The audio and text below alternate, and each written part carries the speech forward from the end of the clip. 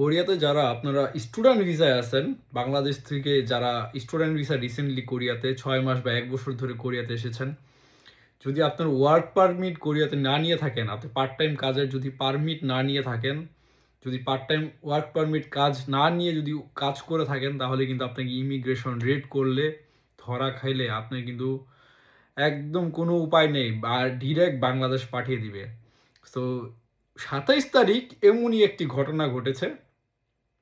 দক্ষিণ কোরিয়ার দেগু শহরে ৩৫ জন আপনার নেপালি স্টুডেন্ট, একই সাথে ৩৫ জন নেপালি স্টুডেন্ট কয়েকটা ফ্যাক্টরিতে কাজ করতো। ফ্যাক্টরির থেকে কাজ করে জাস্ট বাসায় যাওয়ার সময় যেই বাসে ছিল সেই বাস, পুরা বাস আপনার রেড দিছে। পুরা বাস রেড দেওয়ার পর, এগুলা মেইনলি হচ্ছে আপনার কোম্পানির বাস।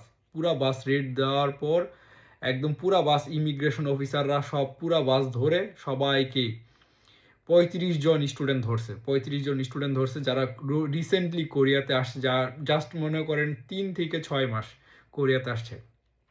তো তাদের কারো ওয়ার্ক পারমিট ছিল না এবং ৩৫ জনকে ধরে আজকে তারা ২ দিন ধরে ডিটেনশন সেন্টারে আছে এবং তাদের প্রত্যেককে ডিপোর্ট করা হবে কোরিয়াতে।